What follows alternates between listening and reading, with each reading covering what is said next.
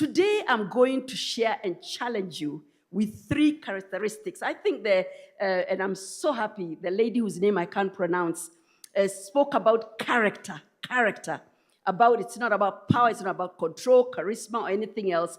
It's about character. A leading coach is about character.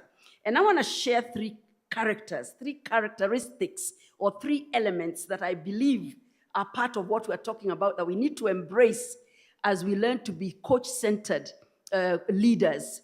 And this is the energetic elegance of an eagle. I'm going to talk to you about the energetic elegance of an eagle. I see Eileen as an eagle. Somebody talked about her and said her elegance, the power that is covered in elegance, the strength within her, the wisdom within her, that comes with so much grace and so much elegance. I'll tell you about why the energetic elegance of an eagle is a characteristic we need to embrace as we go out to coach. The second thing I'll tell you about is about the powerful meekness of the lamb, the condor. The powerful meekness. That's a paradox, and I'm going to tell you about it. And the third characteristic is the majestic mastery of a lion. Amen? So when we talk about these 3 characters, let me go through them one by one, and I'll start with the lamb. And a lot of what I'm going to say was already spoken by the lady whose name I can't pronounce. You know, at lunchtime, I'll get your name. I'll practice until I get it. She spoke most of my message, and I was so encouraged because I thought, I am definitely on the right path. She brought it out. Now, when we look at the lamb, the condor, there is the element of sacrificial. I believe as leaders, there has to be an element of sold out. You're sold out into what you're doing.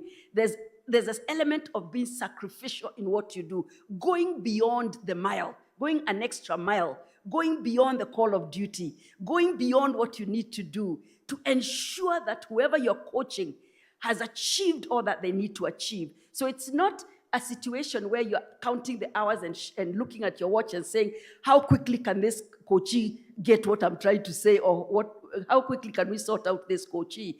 I think there has to be the element of sacrificial, like a lamb, where you're sold out, you're committed, you're dedicated, and that exudes and comes out of you, and it impacts the coachee. A coachee can sense your commitment, your sacrifice in the process. You're sold out. You're there to the end. You're committed to the end, and you're interested and invested in seeing the outcome, the final successful outcome. So there has to be that element of the lamb, the sacrificial aspect of it, where it is the meekness. We talk of the meekness. Meekness is talking about power under control. It's not weakness. It's not weakness. The lamb characteristic is when there's a meekness. It's not about power and control and louding it out. There's power within you. You're a powerhouse as a coach. You're a powerhouse, but it is controlled, and it's controlled power, which is within, which doesn't come out as aggressive or abrasive, but nonetheless, there is the power you need, the wisdom you need, the fortitude you need within you. And that's a characteristic of the lamb. The other thing that comes out in the lamb is the supporting and empowering. Supporting and empowering. That element we know as coaches must be within us, where you're working with your coachee to support and empower. Support and empower. Your coachee never feels abandoned or left without any support system. There's that element which you exude and impart in your coachees of supporting and empowering, strengthening, edifying, molding, and making. And that's a characteristic of the lamb style of leadership. The focusing and emphasizing on the needs of the team, if it's a team exercise, the team or those you're coaching or that person you're coaching, focusing on their needs, focusing strictly. And people can see it. When I'm dealing with clients as a lawyer, my clients can tell whether I'm focusing on their needs or whether I'm just like quick transactional. Let's get this out of the way. There's my invoice. going that extra mile, getting to know them, getting to understand the other needs beyond buying a house, the other need beyond resolving this case, the other needs beyond getting the divorce petition or getting the maintenance orders and custody orders.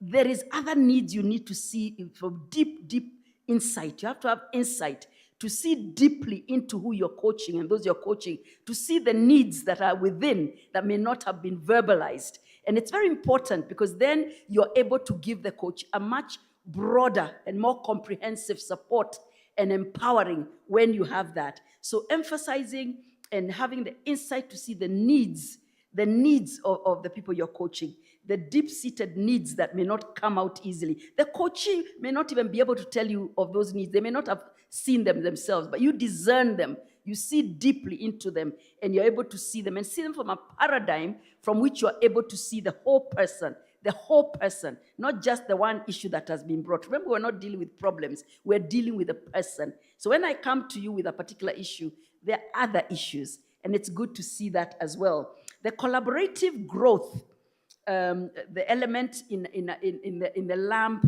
characteristic is the collaborative growth. It's collaborated. It's growth that is deep-seated and not an overnight growth. It's collaborated, it's deep-seated.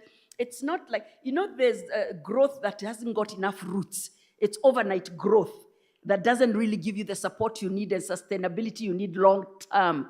So you need that collaborative growth where it is deeply entrenched.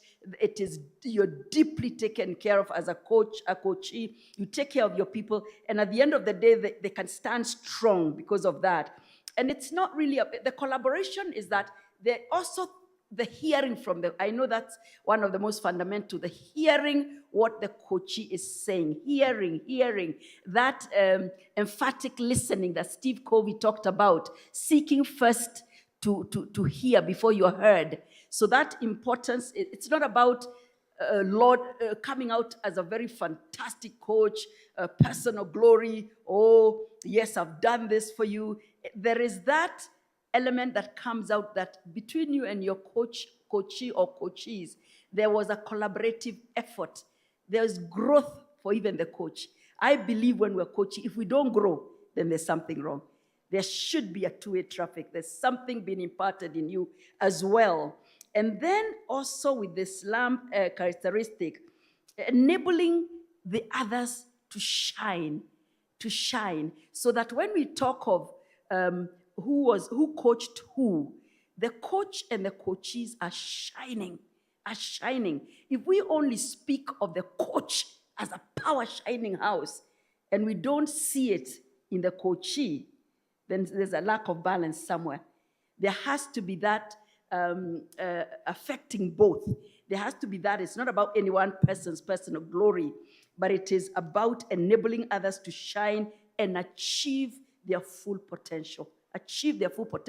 And hence the reason I'm saying the importance of discerning beyond the one issue they have brought, discerning to see other issues that probably contribute to that and need to be addressed at the same time.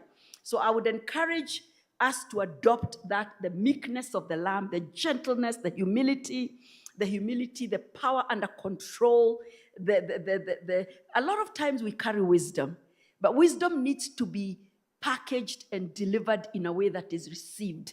We can carry a lot of wisdom and a lot of strength but the way we deliver it, it may miss its mark because it wasn't packaged in meekness and humility and in a way that it is attractive and it is palatable to those receiving it. So it's very important. Now, when we look at the lion, I believe a leader with all the meekness, with all the humility, with all the gentleness, must have some air of being a leader. Nobody wants a weak-looking leader, yeah? Or a leader that doesn't carry an air of being a leader. It doesn't have to be about control and power. It doesn't have to be about ego. But there should be an air you exude that points you out as a leader. I think it's important. This is what the lion does. The lion is one of those animals we're awed and maybe a bit of fear, isn't it? But admiration. It's almost a situation where it's a paradox. Yes, it's majestic in its nature, and that's why I say the majestic mastery. A leader has mastered.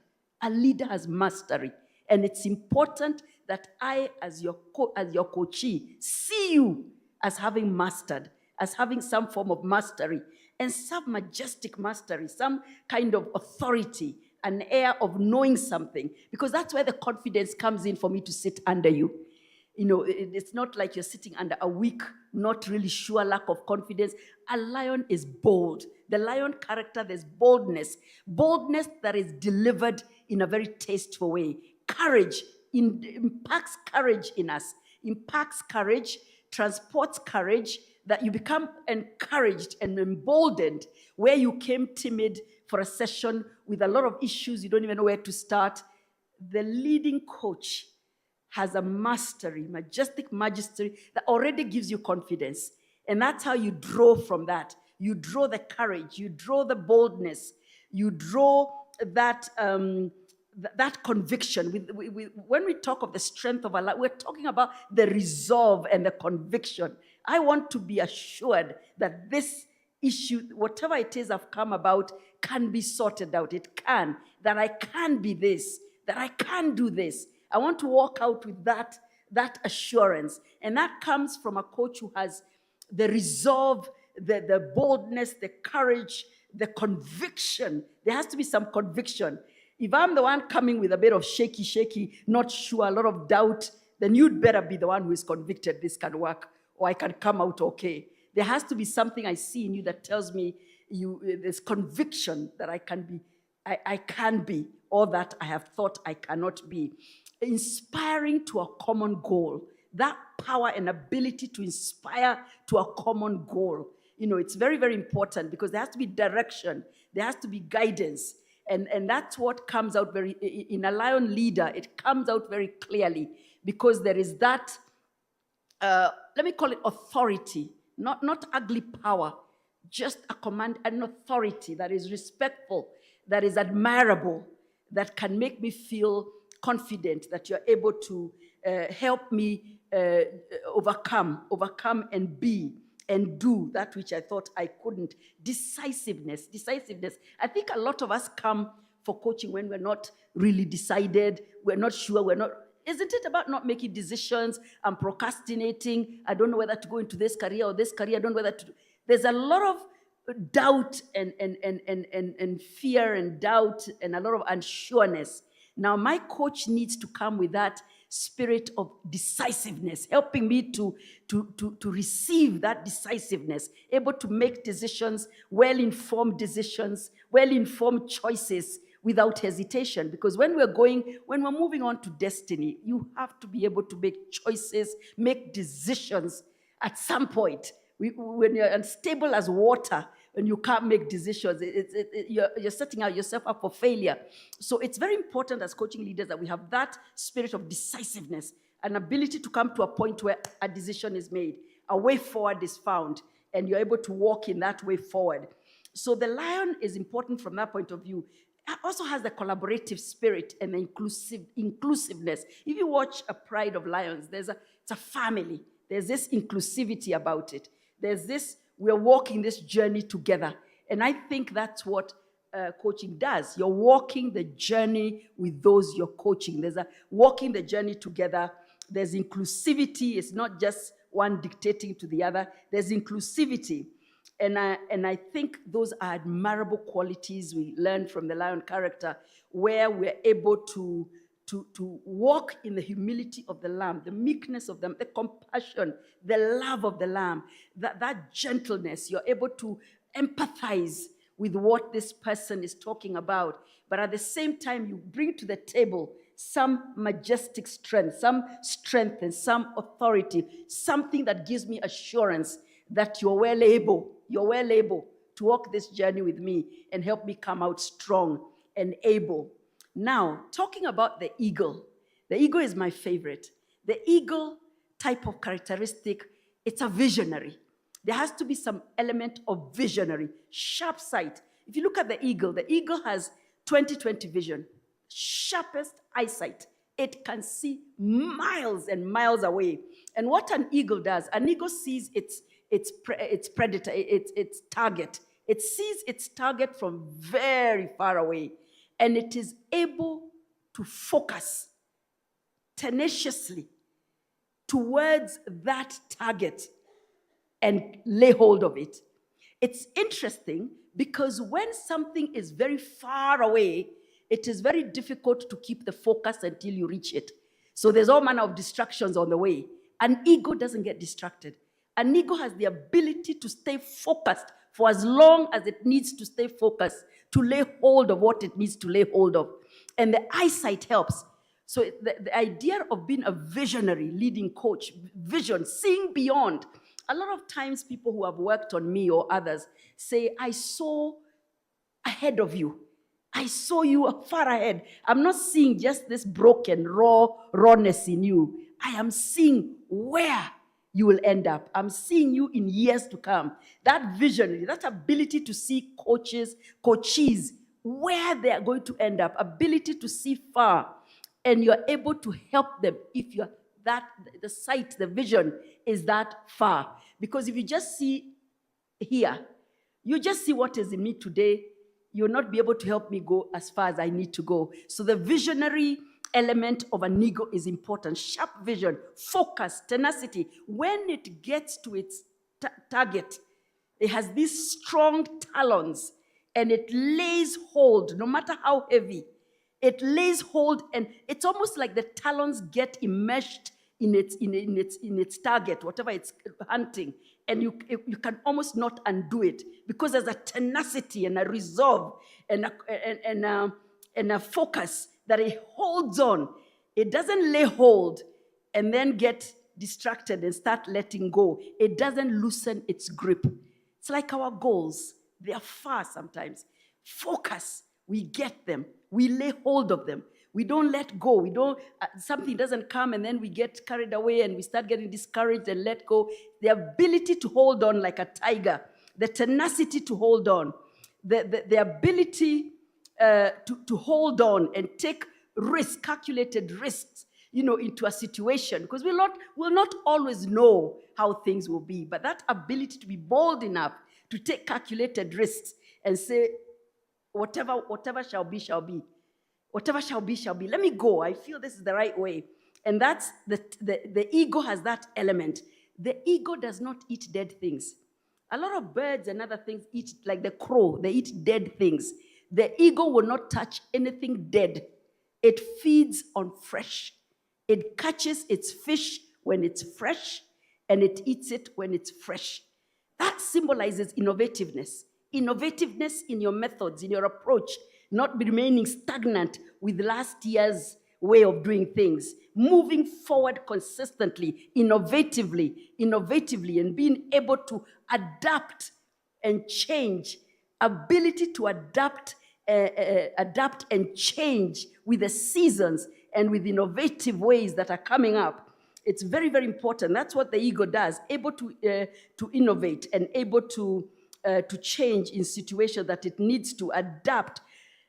The eagle, when we say it doesn't eat dead things, it eats fresh, it's symbolic also of not dwelling on the old, not dwelling on the stale, not dwelling on old news, just focuses on what's new, what's innovative, and it remains fresh, and it remains vibrant, and it remains focused because of that. The other thing about the ego characteristic is it rebrands, it renews. Every now and then, an eagle knows that it has reached the point where the feathers are heavy and old, preventing it from flying very effectively and very fast. So what the eagle does, it knows it's time to retreat. It goes and finds a very high rock somewhere. It lays on the rock and it begins to pluck out its own feathers. Pluck out, self-renewal. Yani si mtu mwingine anakufanyia, it is your own self-renewal. The ability to even discern that you need renewal, you need to refresh, you need to rebrand, you need to come up to another higher level. That's the ego characteristic. The ego goes and it's very painfully plucks out. It remains featherless. By the way, it has retreated. You don't want to unpluck in front of us. We don't want to lose hash. So what it does, he retreats. It's a season of retreating. When you say sabbatical, I've gone on a retreat to renew, to rebrand. It plucks out its old feathers and it lays there for the regrowth. It grows back. The feathers grow back. And when the ego comes back, it is renewed. It is renewed in strength, in focus, in ability, in all it needs for the next coaching season. It's very important as leading coaches, we learn to discern. Am I washed out? Am I burnt out? Am I giving old, going around in circles? We need to say, time has come for me to retreat and go and renew, undergo a renewal, a rebirthing, a rebranding. And it's very, very important when it does that, to renew self. It's very sad when we have to be told by other people, you need to go and refresh. And you're walking in the old, you're not really producing anything fresh or new. Ebu, please take a time off. Let it be us. Let it be us who design it for ourselves. And we take that time off. And it's very, very important. So you come back stronger. You have so many seasons to go. You need to come back stronger. And you have a longer walk, a longer journey, a longer path to follow. The other thing, and very crucial about an ego characteristic, it is a storm survivor. Whenever there is a storm, all the other birds foolishly go towards the storm. They're so confused. It's like the storm didn't come last year. It's like how we get confused with rains in Budalangi. I hope the MP for Budalangi is not here. Do you always hear breaking news? Floods in Budalangi. For the last 10 years, I've heard about Budalangi. That's how I know Budalangi. I even used to joke and say, I'm going to stand for that seat there and change that flooding system. Doesn't make sense. So what it is the season of storms is coming. So the other birds, for some reason, they forget that the storm comes every so often, or even how to smell it and discern it. So they foolishly fly into the storm and they get battered and broken and they fall into pieces. The ego doesn't. First of all, the ego smells a storm days before the storm comes. It is able to smell the storm. It is able to smell calamities. It is able to smell there's a storm coming, and it is able to position itself. So it's very clever. It knows that there are currents, very powerful currents, that in a storm is about powerful currents. And it knows that if I get caught in those currents, I'm done. I'm finished. So the ego knows. It's a very high flyer. And I'll tell you about high fly. It flies very, very, very high. And it comes and enters the eye of the storm, the middle of the storm. The middle of the storm has no problem. It's a very calm place. It enters the eye of the storm, positions itself there. Around it are the currents which can't touch it because there's this safe space in between. It survives the storm. And when the storm is gone, it just flies off. Watches the other birds all over the place, scattered with feathers. It knows how to master the storm. What am I saying? Storms will come in our leading coaching careers. Storms will be there, whether they're family storms, financial storms, relationship storms. Leaders have to have a tenacity and an ability to position themselves in the eye of every storm that may come into their lives. If your car was auctioned, just take an Uber or take Matatu, take a Boda, but find a way to come and coach me, please. Don't disrupt the whole class because of that. I think we need to learn to master the storm like an eagle. And that's how the ego masters the storm. Smell the storms. If ever we're caught by storms unaware, then there's something wrong. You need to smell your financial storms. The way I'm seeing, I'm about to be auctioned. Or the way I'm seeing, I'm about to become breaking news that I stole from KRA or I stole from where. Smell your storms. Smell your storms. Don't let them catch you unaware. Don't let them catch you unaware. You have to be, even relationships, you need to see something's not quite right. So you can take the steps towards healing whatever needs to be healed. But suffice to say, so that you can position yourself safely within those storms. Wait for the storm to finish and come out strong. And it is only in the eye of the storm when you position yourself in a safe, calm space of the marital disputes, the financial upheaval, that you're able to make the right decisions. You're able to actually make clear level-headed decisions when you position yourself in the eye of the storm, because you're not fretting, you're not panicking, you're not all over the place, you're not being destroyed by the storm like the other birds do. The other thing about the eagle is that the eagle knows how to coach its young. It's a nurturer, it's a coach, it's a mentor. So what happens is when the baby eagles are in the nest nest is usually padded, very soft, like a duvet. So the baby eaglets are there, they're enjoying the warmth, and then they start growing to the age where the mother feels they need to start flying. They need to get out. So what does it do? It begins to take out the soft padding, takes out the soft padding, so it leaves the thorns. So the eagle babies are like, hey, amedundu hapa. So they start getting uncomfortable in the comfort zone. They start getting uncomfortable in the comfort zone. And when they start getting uncomfortable, they begin to be taught how to fly. The mother literally picks them up and throws them out there, down. See, the mother knows best, or the parent knows best, that you are born to fly. You are born to fly. So even as I throw you out there, I am aware that you're well able, that you have what it takes to fly. You will not crash. You will not break. So the baby eagle, first it's hesitant. It doesn't know whether it knows how to fly. So it starts fluttering all over. But it soon decides, so I know how to fly. So mommy was right. I do know how to fly. So our coaches must come to a place when we release them, we must be able to take them out of a comfort zone. Do you know that thank you, son. Thank you, son. My sons are probably older than him, so he's a son to me. Do you know that when the mother throws them out, do you know there are people who are serial coaches? You know you can be coached for life. Do you know how we have serious students? I got this degree, I went for this diploma, I'm doing a master's, I'm doing a second master's, because they don't want to work. They don't want the tough decisions or the responsibility of going to work. So they study, serious students. You also have serial coaches, where you're always being coached for life. You move from this coach to this coach, you know, but the baby, the ego parent knows the baby must finally fly. So it throws it out to fly. And the more the baby flies, the stronger the wings get, the stronger and more confident it gets. And finally, it can fly. It's a very interesting coaching method when you usher your coaches into the deep end. Usher them to where you know they're well able to do. Initially, they may not think, go and apply for that job. No, you go. Go and tender. Go and do that. Go and do this. You're well able. At first, I'm like, are you sure? What if I'm rejected? You go. Because you as a coach know they're capable of doing that. And you encourage them like the mother and the baby eagle. The second last thing is that an eagle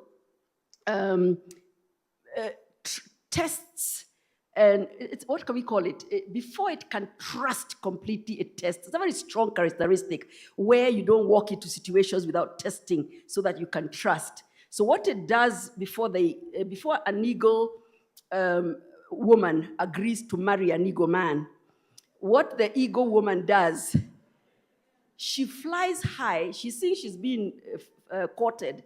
So she flies very high. She takes a big log, bigger than her, and she flies with it. Then she drops it. And then she watches the suitor to see whether he'll come and fly and catch it. Remember, he's showing off because he wants to prove himself. That's how they test before they get together. So the eagle man, if he's the true choice, if he's the real one, if he was not fake or bandia, he actually catches the log. He catches the log and is able to show her that I've caught the log. So she thinks, that was a small log. She gets another bigger log and she throws it. And he like 3, 4, 5, 6 times until she's like, I can trust. I have tested and I can trust. I have tested and I can trust. And they mate for life. How do you mpango ya kando? Eagles mate for life. I love the eagle. They mate for life. And they don't whatever. So what am I saying here about trusting? The ability to trust self, first of all. Ability to trust that you have what it takes. The ability to even allow yourself to be tested and to be tried and proven. Sometimes we have this sadly negative attitude where if some coachee is not satisfied, or maybe a group of coaches are not satisfied and they give a negative report. We would want to get discouraged. I think what I would do is go and check, where did I not do it right? Where did I not get them to where they needed to get? And it's self-growth for us. That makes us grow. And it's good to be, so that you can be trusted. So with those few words, my challenge to you, adopt the characteristic of the lamb. The lamb, the meekness, the humility, the compassion. You must embrace that, as well as the strength of the lion. Okay? They have to go together. You can't just be the lamb. You have to bring in the lion. It's a blend, so that there's a complementing. And then you have to bring in the ego, the elegance of the ego, the powerful meekness of the lamb, and the energetic, the majestic mastery of the lion. It's very, very important. So thank you. I wish you all the best as you go out there. Please come and check whether I need a refresher course. Anna, come and check. Auntie Sally, do you need a refresher? I'm now qualified. I can coach you. Be bold. Be bold. Go out there and do what you've been called to do. I love what the woman of God said. It's a calling. I think it was a gentleman who said, this is a calling. It's a calling. It takes commitment, dedication. You give you're sold out. You're invested in it. It's a calling. Thank you, and God bless you.